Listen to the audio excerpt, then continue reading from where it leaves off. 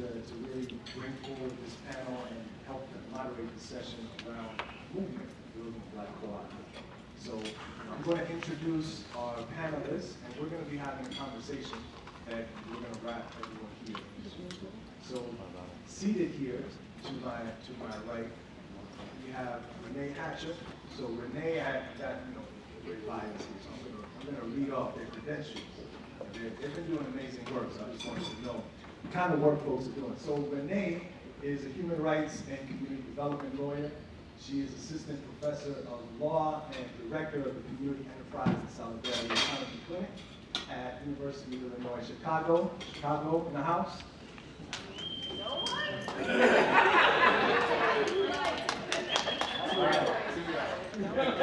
She's also a board member. She's also a board member of New Economy Coalition and the Incredible Collective Diaspora. And she co-directs the Solidarity Economy Research Policy and Law Project, also at UIC. And she's a member of a number of other organizations, Resist, Reimagine, Rebuild, the Black Lawyers Solidarity Economy Network, everybody who knows these good lawyers, co-op movement lawyers, and the Law for Black Lives Clinic Cohort. So this is Renee. Everybody give a shout out.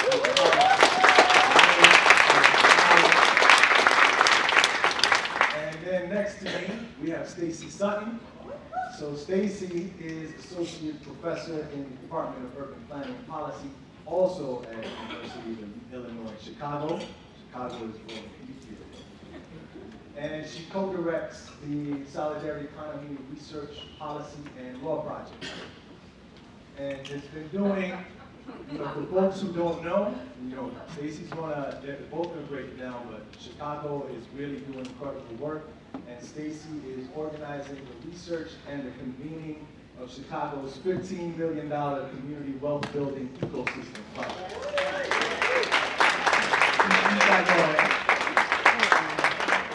And, because it's essential that we be informed and aware of the depth of work that's happening within our movement, within our ecosystem, and know the details of what gets done. Stacy is working on a book project called Real Black Utopias, Ideologies, Infrastructures, and Practices that explores a Black-led and Black-centered solidarity ecosystem. So the work that we know and have grown to understand that Jessica Gordon-Nemhart laid out beautifully in Collective Courage that inspired so many of us here today. Stacy is continuing that work with an exploration of what's happening around the country. So, and Stacy is also a board member of the New Economy Coalition. All right. So this is a rundown of who's here today. So give them a round of applause. So just to frame out what we're doing and why we're here, just to give a little bit of context. So our work, our collective work to build this Black solidarity economy, this movement, this ecosystem, is both, it's a challenge to both capitalism and to white supremacy. Amen. And those are both systems that were born and grew up at about the same time, 500 years ago. And they had a start, and they will have an end. Yes. And so the work that we're doing is part of that end. We're creating the next thing. So that is really, you think about the work that we're doing as part of that. So this is something that, grows over time. It doesn't just pop out of the blue. It's something that is built over time, and it has to be grown and sustained, and it evolves and changes over time. So that's all part of what we're doing. So these are things that, when we think about what comes next, this session is about understanding where we've been at, where we are right now, and what is it that's going to come next. So what we're going to do is start first with, let's talk about where we've been. So I want everybody here to take out something to write with. And it could be, pen and paper, it could be your phone, a phone. If anybody needs something to write with, you don't have a phone, you don't have a pen and paper, just raise your hand, and if you're next to that person and need a pen, then, share a pen.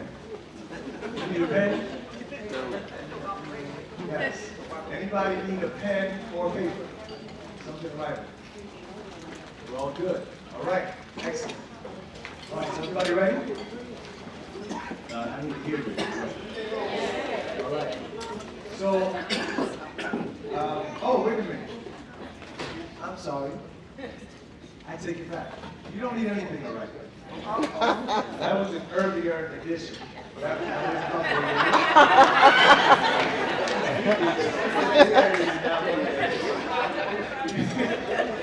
well, you all did excellent. You responded really well. I just want you to know that this was a test, all right? So actually, something better. I want you to turn to someone next to you, and preferably not your boo, you know, somebody that's known you for a long time, sorry.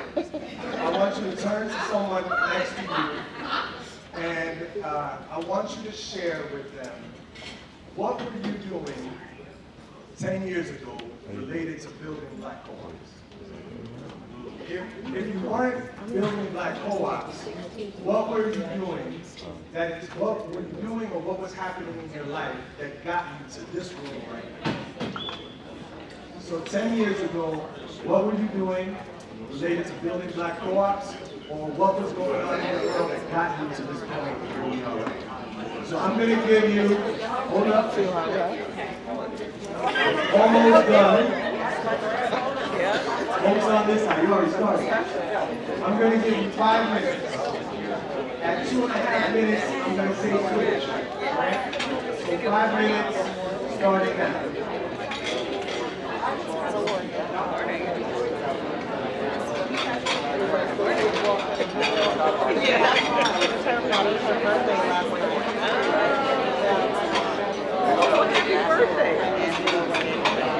Oh yeah, where did y'all go? I got a good fire restaurant on that way too. They did. Did you try it? Here in the casino or On the street. oh on the Is this street? your first day? No, I live here. So yeah.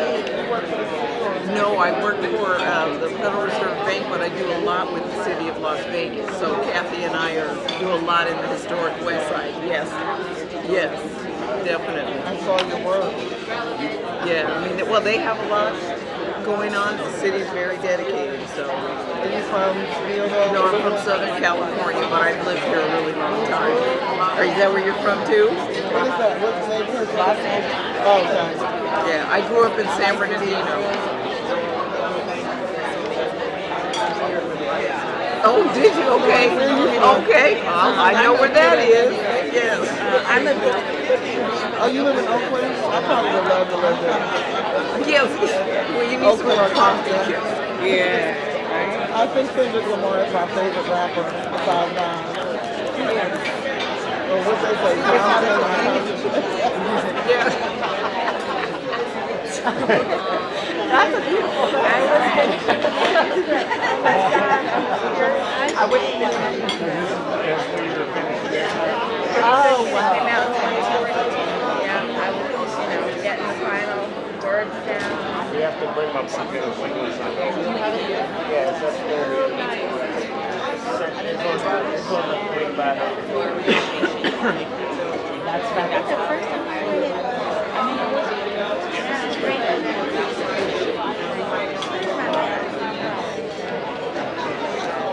mean, it was Really got me off there. That's what that is.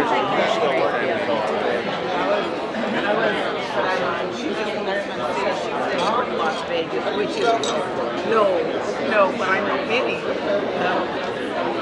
So, did you guys go on the tour? No, you didn't go on the tour. Oh, so you did go to the tour? Oh, okay. I went on the tour. You did go on the tour, But she personally gave it to us because it wasn't one of some of us on the bus because we didn't, I don't know. oh, because you hadn't registered Well, or something? one of the ladies said she did register us. You never know. So you didn't get, so I went to a Bodo. oh yes, the photo collector, yeah, that's, yeah. So I'll say this.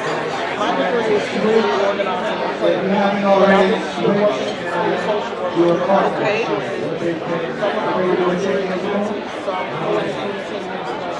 And so I don't have to deal with the bureaucracy of the school district.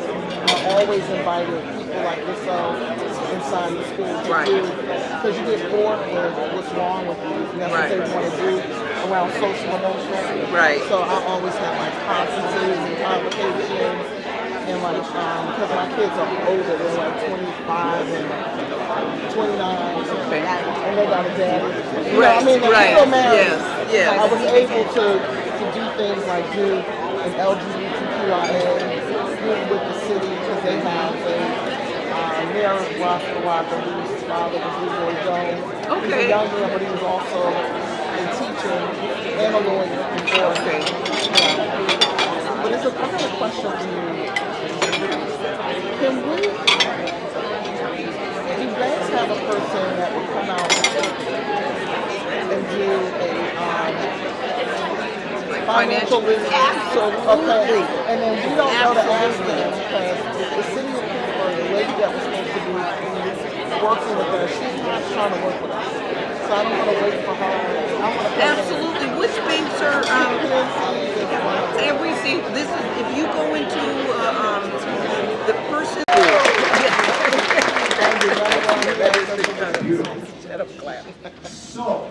So now we got a chance to get to know each other and really see, check in on how we actually got here, what brought us to this stage.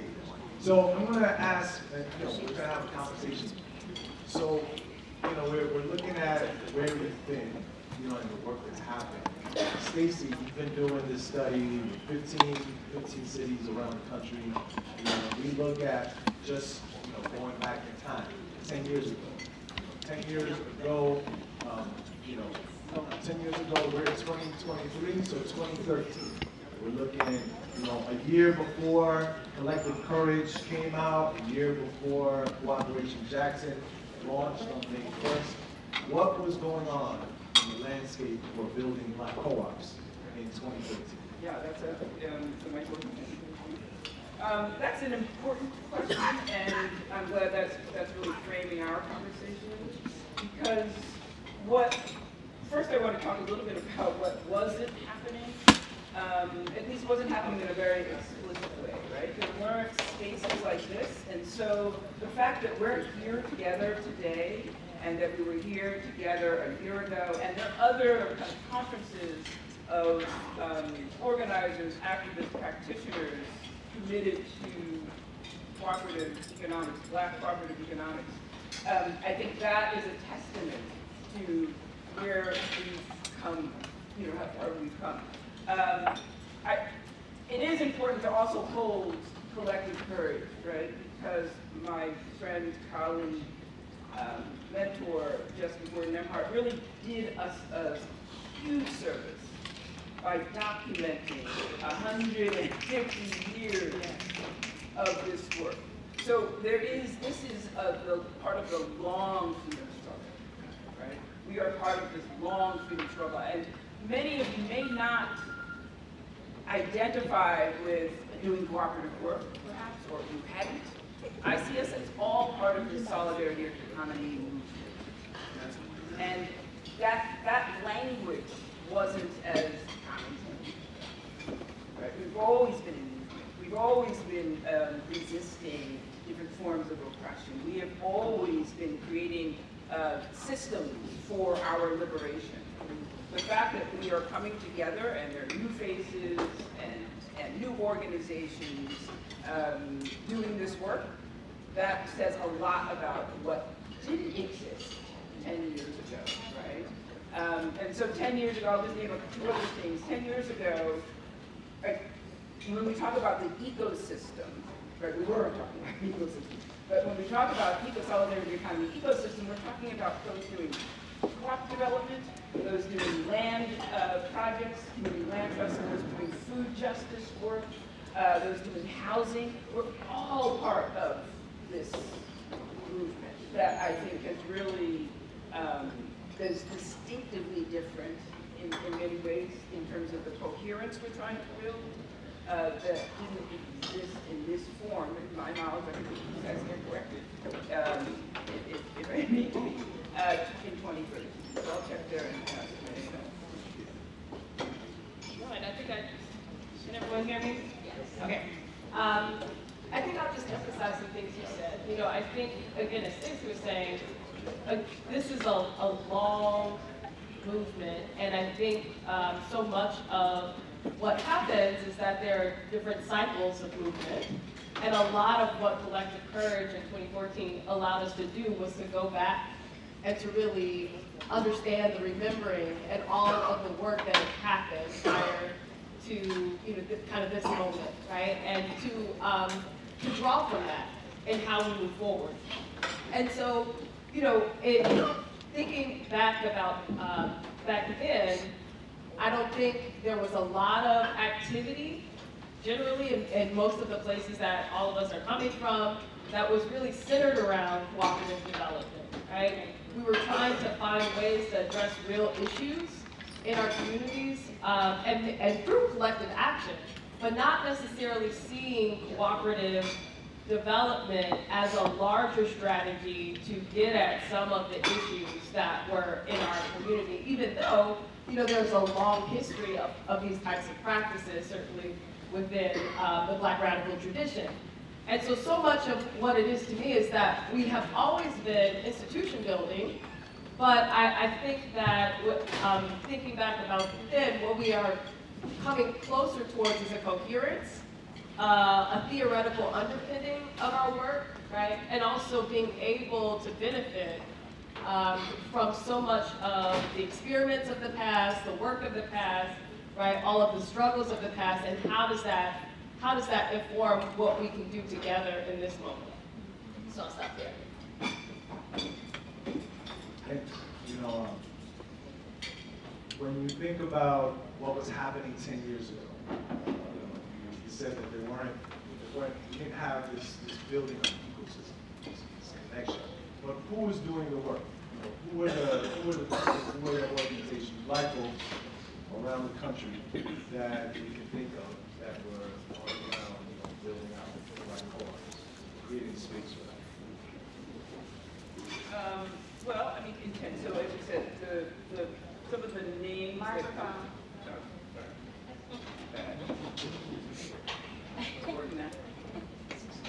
Yes.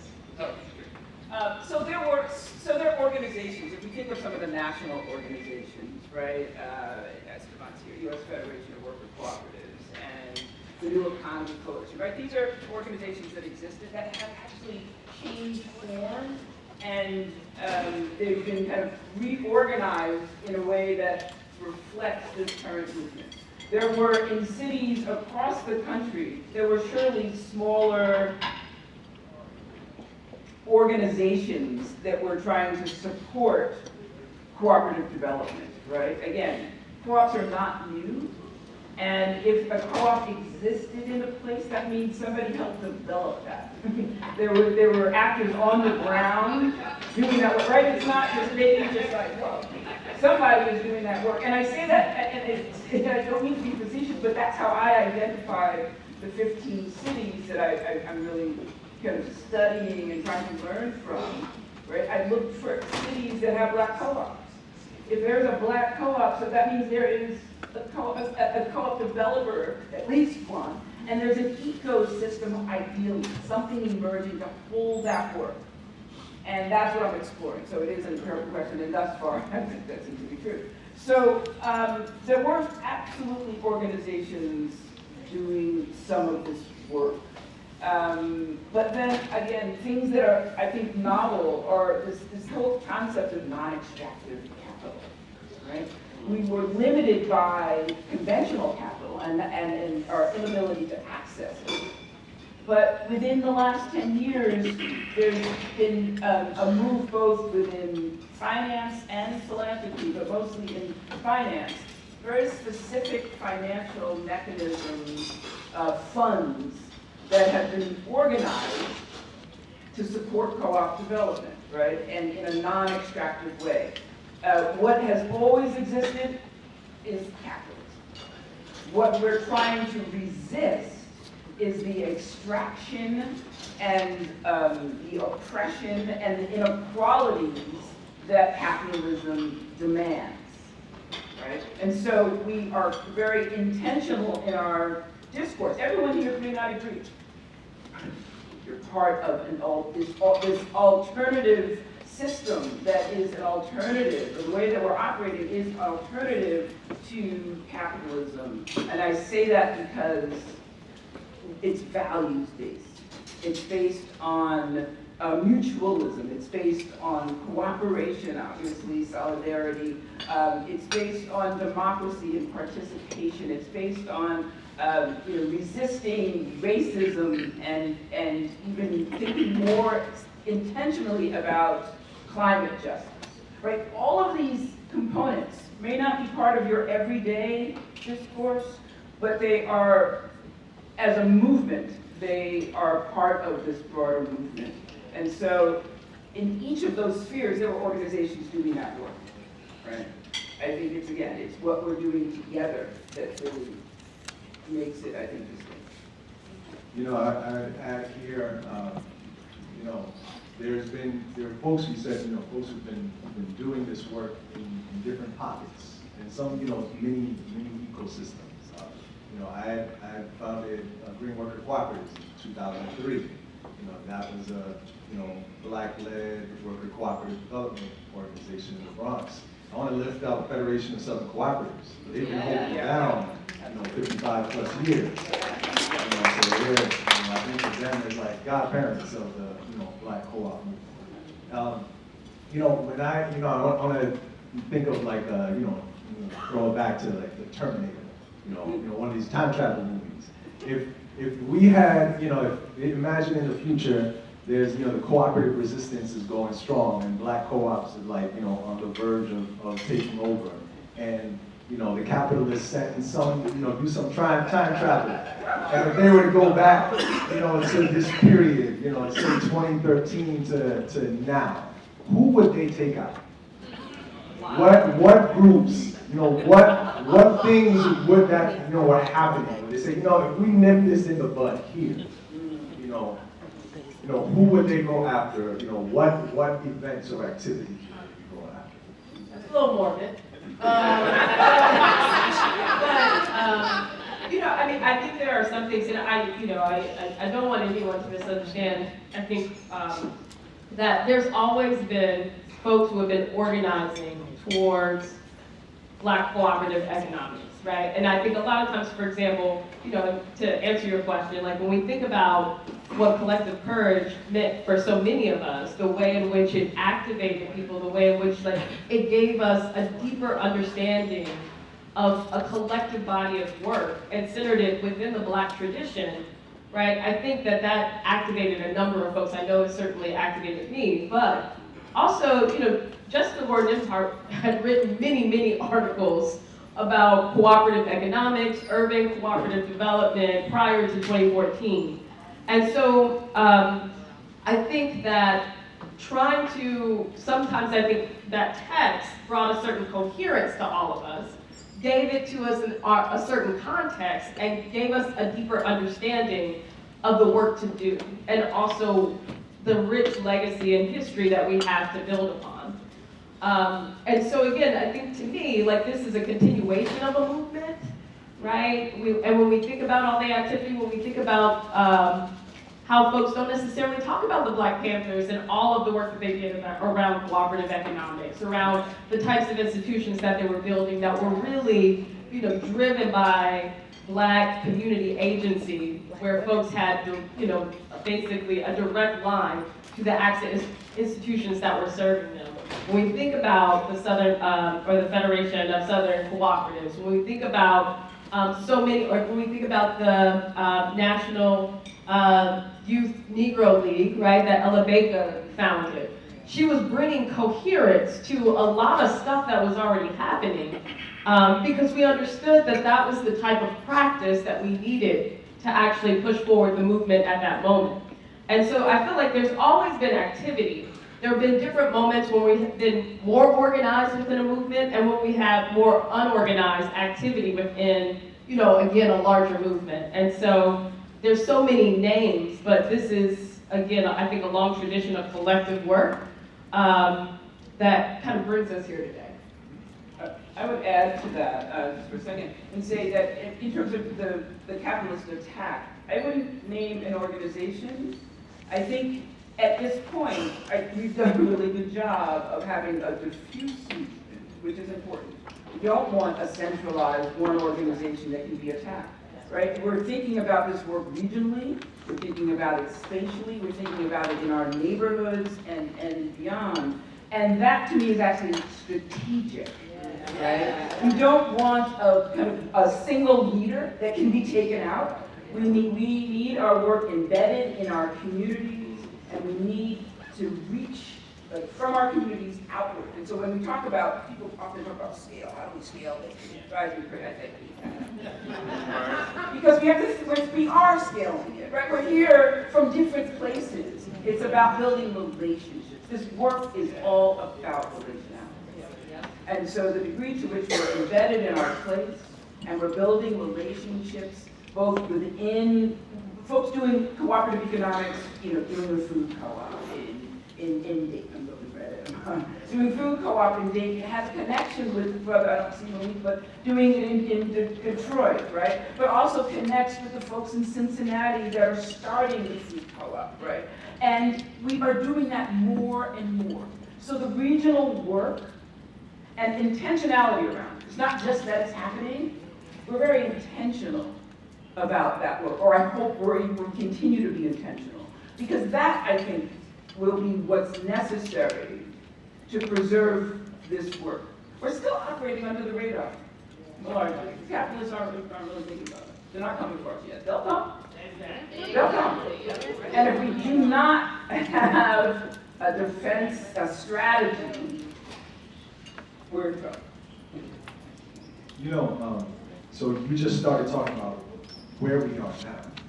And so yesterday there was, quite a bit of talk about how we're part of a movement, we're building a movement, what makes it so that our communities are able to work together and build a movement. How do you understand this moment right now? Would you actually call this a movement? What makes it that? Can you ask the audience? I'm curious, how many people think you're part of a movement? Not just because we said it. How many people would say, oh yeah, this is a movement? Okay. Well, that's great. That's beautiful. And we might use different terminology, right? But that's why you solidarity coming.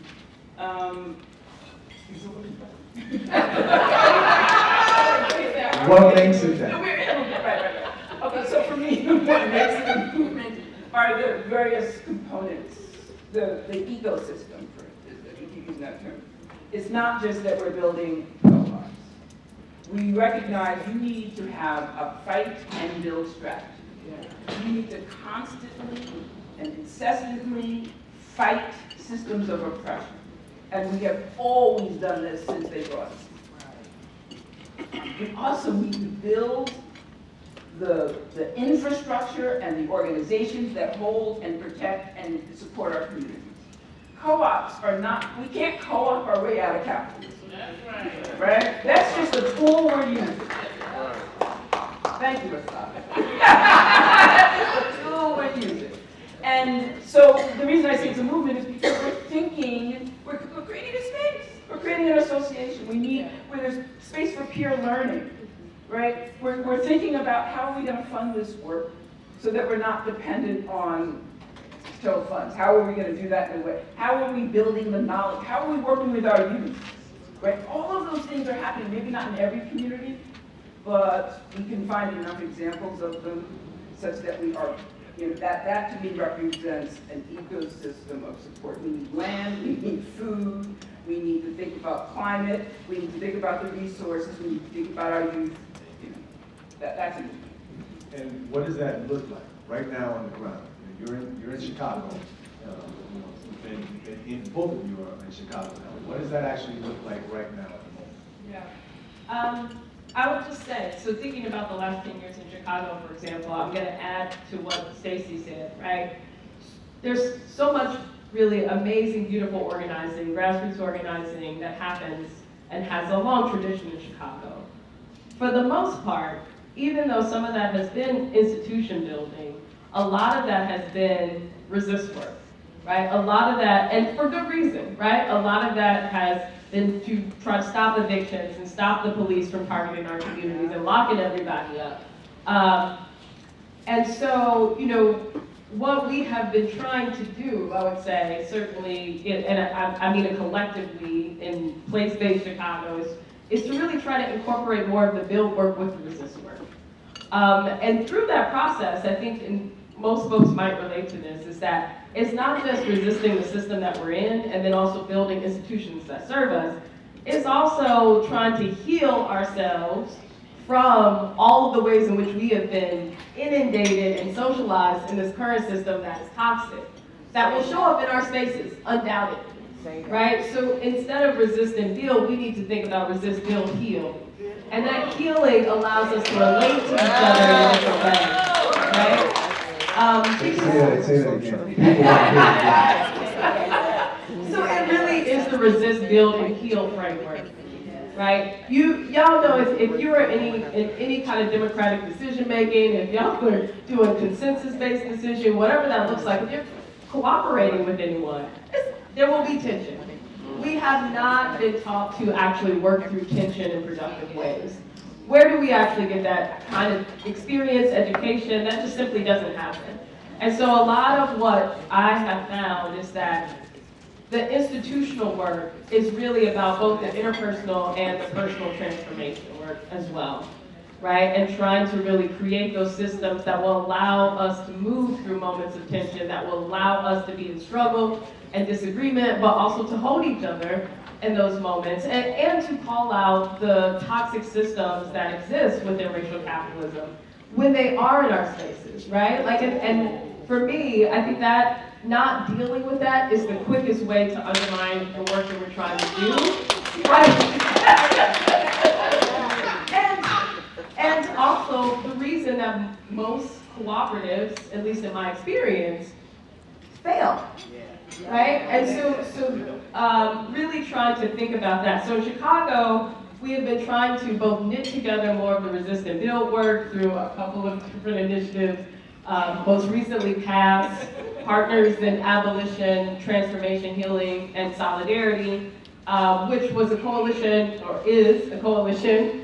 Sorry, Mike. That was the name? Say that That's the name. So previously just Chicago, now passed Partners in Abolition, Transformation, Healing, and Solidarity. And it's a coalition of grassroots organizations that do a lot of the resist work, a lot of the organizing work, as well as solidarity economy organizations that are building cooperatives and other types of projects. And you know, the key point for me, I mean, some of it was around trying to do cultural work and healing work.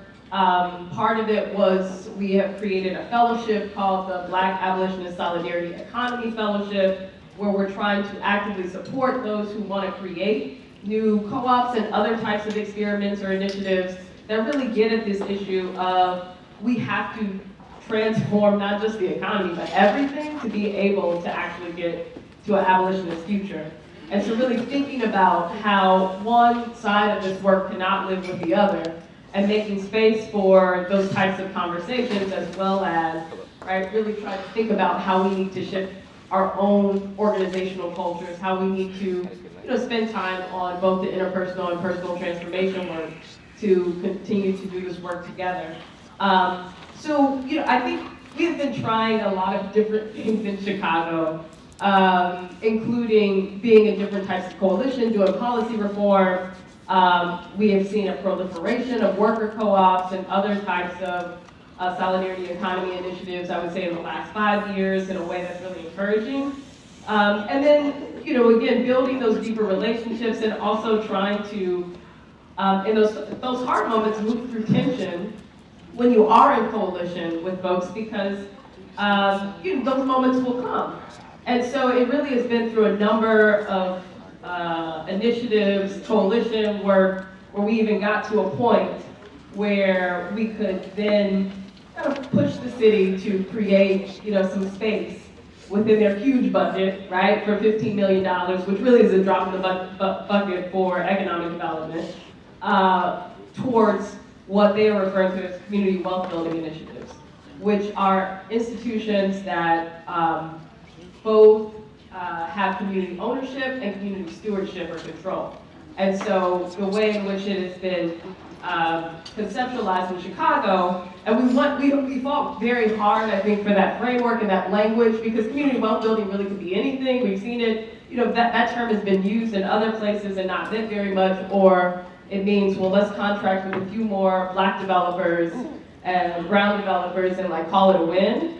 And so the framework was just as important as anything else. And so the way it's been conceptualized, the money will go directly to worker cooperatives, housing cooperatives, community land trusts, and then community investment vehicles. And we really wanted to make sure that we could get money directly to the initiatives, in addition to getting money to technical assistance providers and building out the ecosystem of support for those initiatives. And so there's 3 phases of the project. One was to fund the technical assistance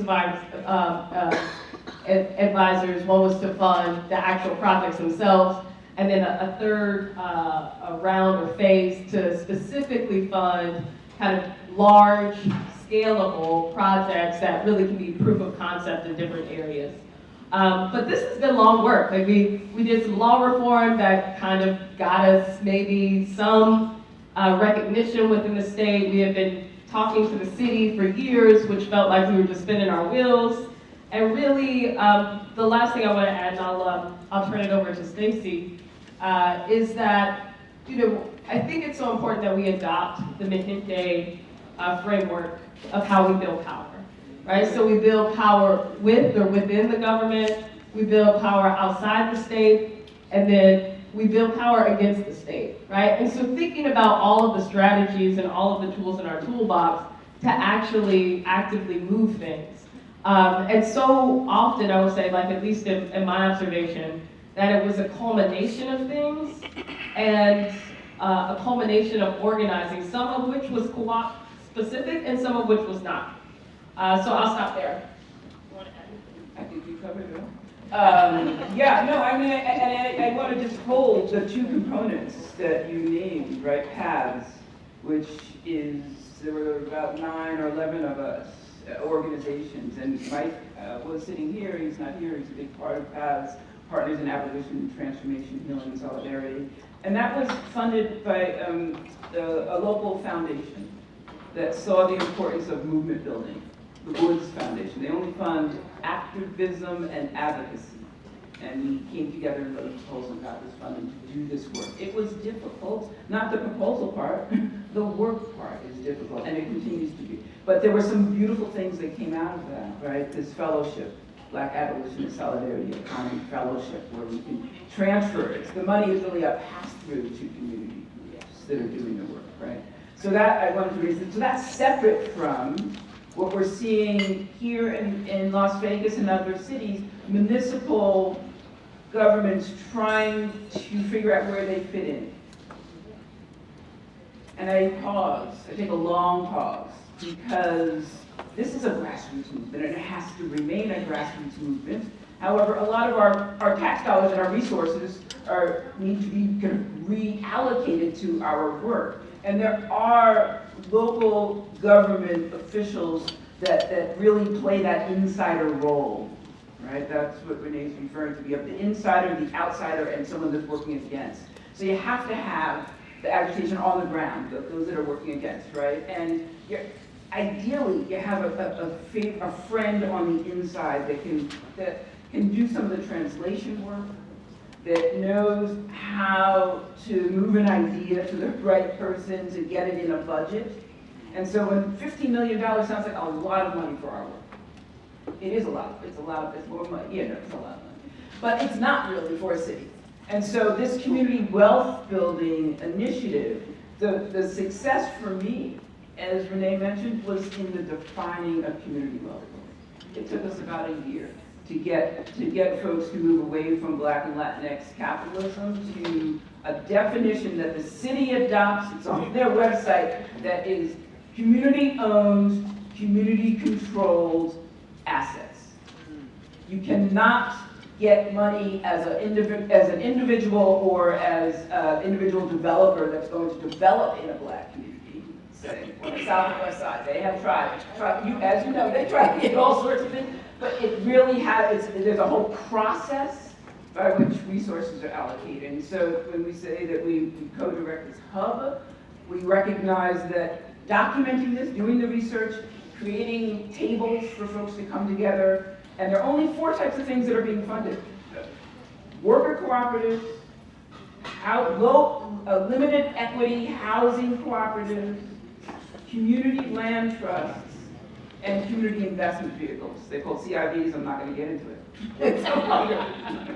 But it's like commercial property that's owned by the community. And then all of the ecosystem players, the TA providers, the legal support, the co-op developers, and so forth. And the narrative shifting, right? Who's paying for all of that work that needs to happen? So we are excited. It just launched, essentially, within the last few months. And hopeful, hopefully optimistic about, or cautiously optimistic, I guess, about what's possible. But we see that as possible in a lot of cities. Yeah. You have to keep doing the work on the ground and then find someone inside that's going to help just create a greater margin of justice. That's what we need, just greater margin of justice for this work and fuel some of the resources, our resources back. I was really excited when I first heard about the initiative for Chicago. And I'm in New York, and in New York, it's been 9 years, about 9 years, when a bunch of us who were engaged, some folks here in the room, I see Shelley over in the back, had been involved in really building out the initiative in New York City. So New York has the Worker Cooperative Business Development Initiative. And by now, I think it's probably around 23 million or so that's been doled out over the years. It might be a bit more, but that increased over time. That really had a huge impact in New York City on building out the ecosystem, and actually creating funding for the folks who are on the ground doing the work. And it didn't come from top down, it came from bottom up. It was folks who were doing the work, those of us doing the work said, yo, we need money. And then going to the city, organizing, running a campaign, and pushing to get funding for that kind of work. And so this is really having these initiatives that are coming from the bottom up, that are creating space to invest and build capacity. And folks doing the work is really essential. It's really essential and it's really critical. So, yeah. I would just add, we studied a lot of the cities that were doing it, and in Chicago is a little different. Whereas in New York, it was embedded in the city, right? It sat within the small business services. It became an initiative, a program that is vulnerable as administrations change.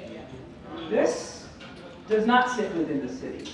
This was money that the city allocated, and before the last administration left, they allocated it and dispersed 90% of it, and then created this help fund this hub that we co-direct that is trying to hold the work together, and then subsequent resources will go there, right? So and we're trying to incubate this hub at the University of Illinois Chicago. That is through the Solidarity Economy Research Policy and Law Project, but it's an incubation process of 2 years, and then it will be a community organization, right? So it's the city. Even though we have a favorable administration, this doesn't have no impact.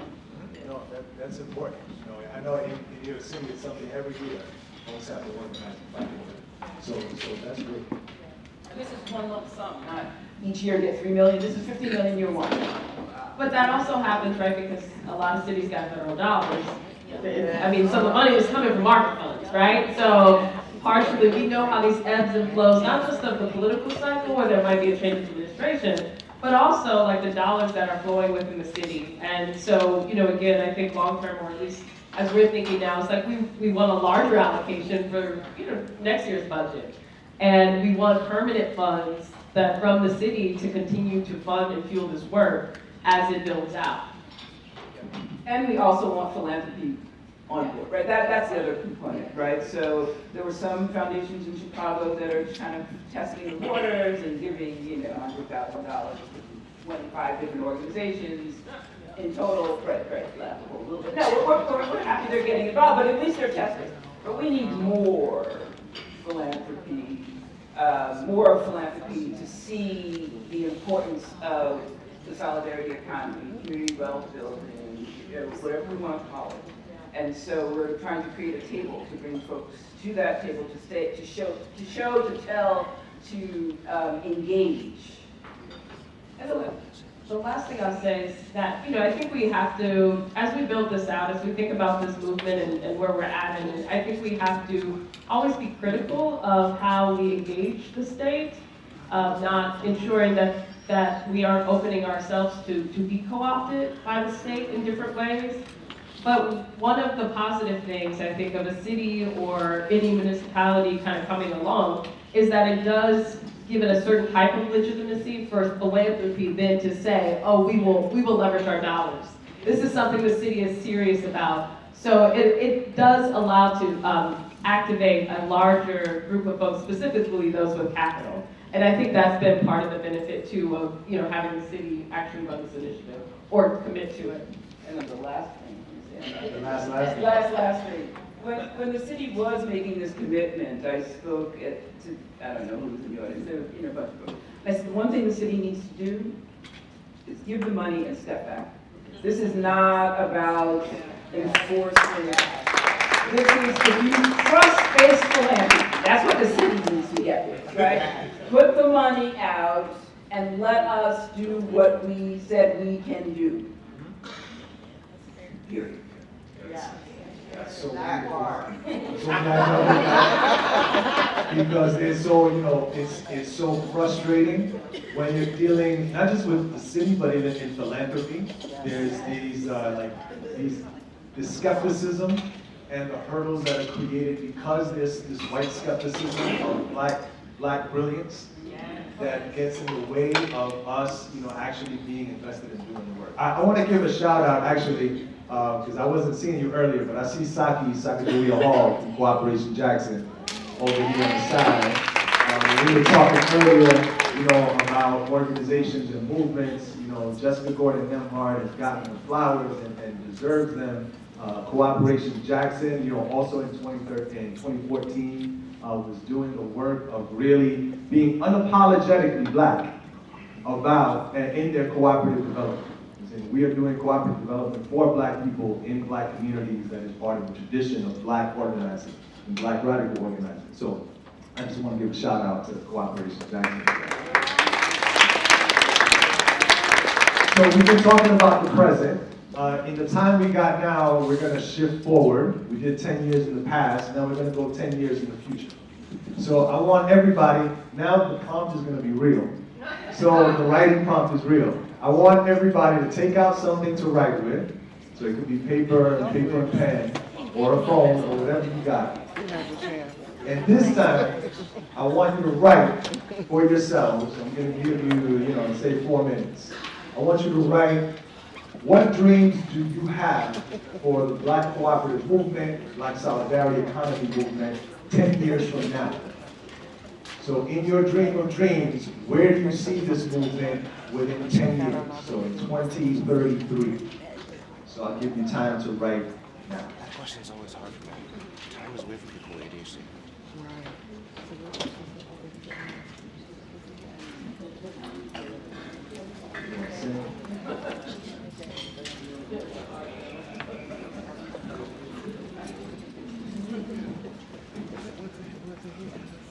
He said, so the previous question was 10 years. The previous question was 10 years in the past. This question is, where do you see the movement 10 years in the future? People like us moving. But you know what? See, people are traveling and collecting and connecting with other people, and you feel like everybody has worked. So people are starting to realize that we can't do this without we need to, in our organization, we need to recruit more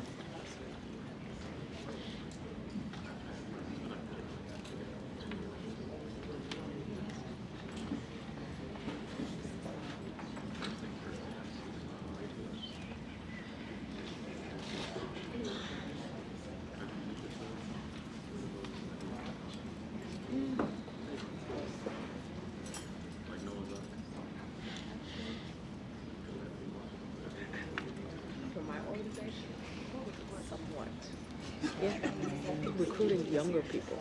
Is that one person or one person that goes out and does community engagement or Your attention back up here to the front.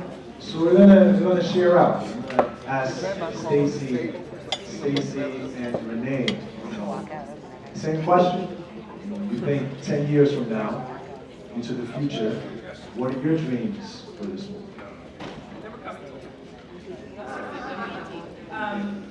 I would say in 10 years, I hope that we, or I can imagine and hope, that we actually have the collective courage. Right? That doing this work takes courage because we're doing something different. And we need more of us, not just those that are doing it out of necessity, but we actually see this as the alternative, as the only real option for our collective survival. Right? And so we need that courage, and we need it collectively. We need to hold each other up, and we need to support each other. And so what that looks like is a lot, it's built, there's very technical things that we need to build more capacity, we need to do this, we need to do that. But we need the folks in the room that are skeptical, and the folks that are not in this room, that are afraid, to have the courage to do this work, right? To turn their talents to this work. Because it's in doing that, there was a moment when none of us were doing this. Right? We didn't know, it was unfamiliar. And so, as we talk about this with our families and our friends and our communities, we're talking about it and sharing in a way in which we're building that courage in them to come to this side. Okay. So I'll try to maybe bring a full circle moment to this question. I think that collective visioning and imagination is really important for the work that we're doing. And so one of the things I always wonder is like if we are dreaming big enough, right? And so just tying this back, they were asking, or Omar asked like how I got involved with co-op development. And largely it was really trying to figure out the story of where I'm from, which is Gary, Indiana. And okay, I appreciate that clap. Say that. Yes. Gary, Indiana. Yes. I mean, the 1972 Black Political Convention, but specifically, which talked about Black cooperative development, which talked about how we use Black cooperative development to transform the economy. Like that was a pillar of the National Black Agenda that came out of the 1972 Black Political Convention that was held in Gary, Indiana. But it was really learning the story of the Consumer Cooperative Trading Company.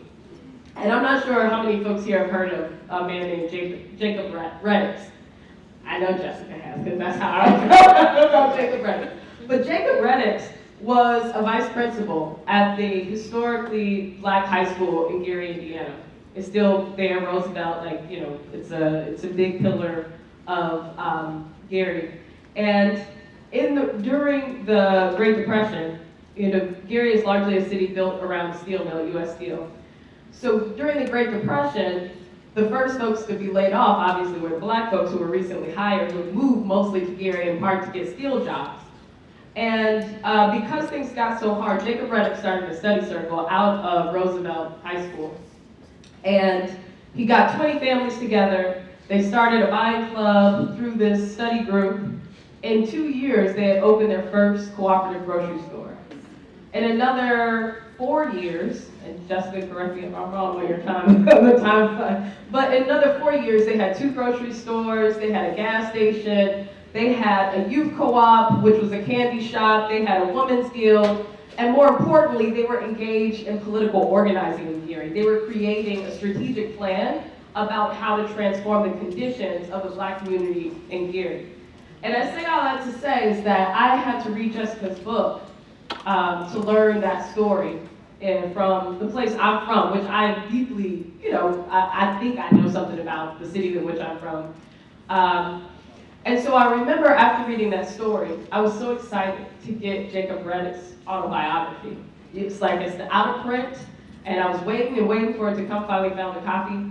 And I was like thumbing through it to the table of contents to try to find, the part or the section or the chapters that were about the Consumer Cooperative Trading Company.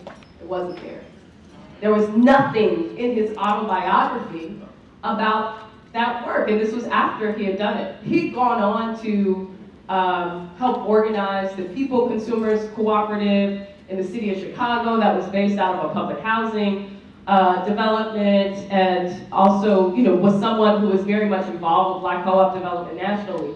And I couldn't imagine why he didn't think that those stories and those details about the work that he had done was, to me, like everything. Why it wouldn't make its way into his autobiography.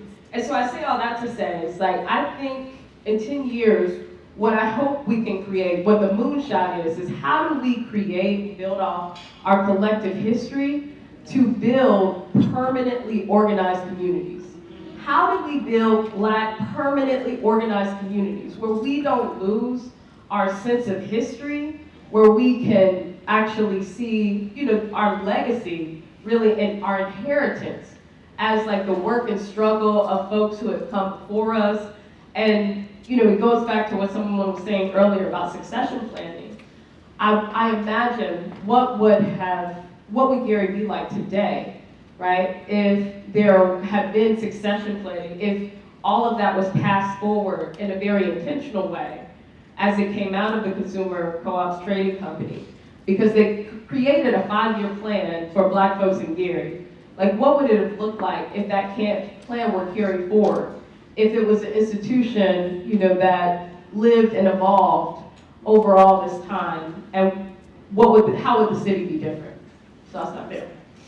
I want to color this in a little bit with some details of what this could look like on the ground. I've been for the past, those of us who've been working on National Association of Black Cooperators. Raise your hand again, folks who've been on planning calls, in meetings. Just so you know who's been doing what. And also Saki and where's Mike? I think Mike stepped out. Mike Strohs. So Saki, Mike, Renee, and myself are on the steering committee for Collective Diaspora.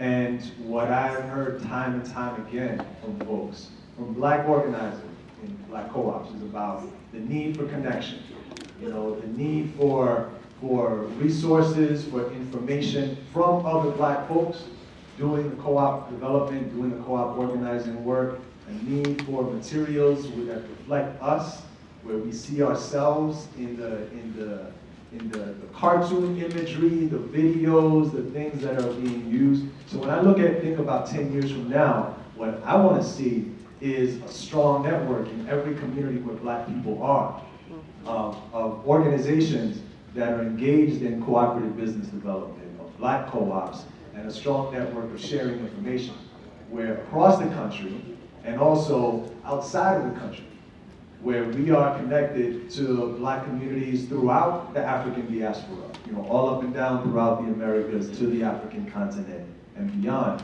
where we're all in communication with each other and sharing resources, information. Because we're dealing with white supremacy, capitalism in the US, but it's part of a much bigger global infrastructure of white supremacy, capitalism, colonialism, and neo-colonialism outside of the borders here. So really recognizing that we're part of one movement, one global movement of Black people organizing for self-determination, and really building that and having that be a part of it. So I'm going to ask you then a follow-up, and then I'm going to open it up for other folks. What does it take to get there, to get to this, this network, to get to these the relationship building that we have to have this larger ecosystem? What does it take to get there? Yeah, I mean, in a way, it feels a little bit like an impossible question because this work is iterative, right? There are certain things that we know that we need, right? We need some infrastructure. We need a national association, an organization in which we can come together, learn from each other, where we can share materials, where we can go for technical assistance, where we can make sure that we are preserving like our collective work, institutions, so things don't get lost. So we know we need all those things. There are other things that I think are important for the long-term strategy of this work. But one of the things I would love for us to do around that is really to dig in deep and to lean in, I think, into the different ways in which we're coming to this work, right? Stacey refers to it sometimes around like the terminology. So, you know, if you've ever read anything about co-ops, right, usually what's the first thing they talk about? Rochdale, right? Rochdale principles. And and largely, even when we talk about the co-op principles, they're adopted from Rochdale, right? What does it look like for the history of Black folks to think about our own experiences? What would our values, principles be around co-op? How do we engage different theories that are out there around solidarity economy or cooperative economics? Like, what does that mean for us in this moment? And I think that there's something valuable to that in actually trying to reorient how we're doing this work and also the cultural lens that we bring to this work. And to me, I think that that conversation has yet to really fully happen, and because there hasn't been much space for it. A lot of what, you know, I think a lot of us are doing, are trying to address real issues in our own communities using cooperative economics, right? But how do we actually come together under a cohesive movement? What is our theory of change collectively? How do we, move that forward in such a way where we can learn lessons and then reflect upon it and continue to build from there? Stacey, you want to speak to that, or? I think we can go to the audience. All right, great. So I want to turn it over to open up the mic, and I think we got a mic that was in the audience here. We're going to have it over here. So I want to first, for the folks, I want to give priority to folks in Vegas and anybody who is currently a member of a Black co-op. Anybody who is currently a member of a co-op who is Black. Say that first. So first, the question, this is to speak to this question. You know, what are your dreams for 10 years from now, and what do you see is needed in order to get there? So first, you know, for anybody from Vegas and members of co-op. You got a hand in the back. Yeah, yes. Just say your name and your affiliation. Good morning. Gustavo Dusalam, facilitating the Ward 8 planning processes in DC. I appreciate your panel, very excellent, and it helped me clarify why I think the work that we're doing right now is so important, because everything you talk about it's moving towards a holistic approach. And I think for communities that I'm living in, that's the only way to work, because people have multiple problems. And although cooperatives are very important, it doesn't serve all the problems.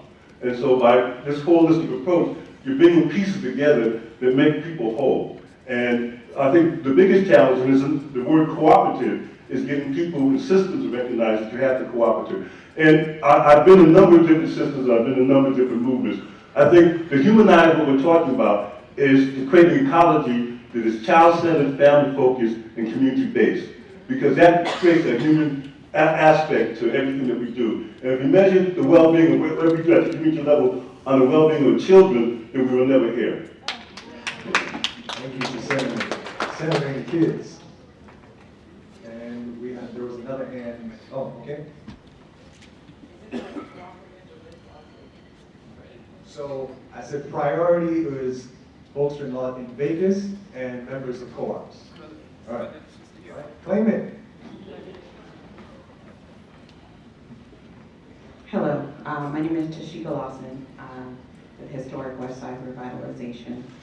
So 10 years from now, as a child of this city, I really want to be able to see us as integral parts of all the storytelling having to do with our community. We see that this is a huge disconnect basically from end to end, where our community has been fractured for such a long time that we're really hurting. And a lot of the institutions that were complicit in actually oppressing our community are actually controlling the narrative to heal our community. That's right. That's right. We would really like to make sure that when we're having those types of conversations, that we are the pilots and navigators of our future. We're not the people who are stowed away in the bottom of the ship waiting to go to another place to be exploited.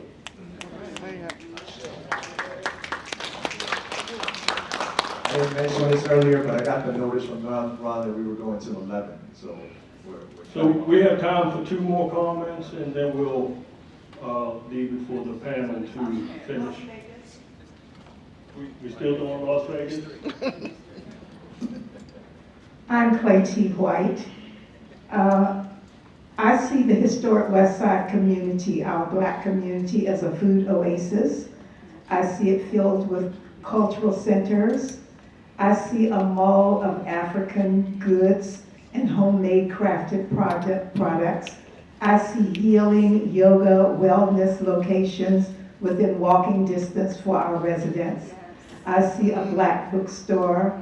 I see hands-on historical education that does include some of the white oppression. I see spiritual locations not co-opted by white oppression. I see Black family healing. I see freedom. I see reparations that funds our economic development. I see mechanisms to create generational Black wealth. I see national Black banks, and I see research in our soon-to-come museums and our new library that's coming.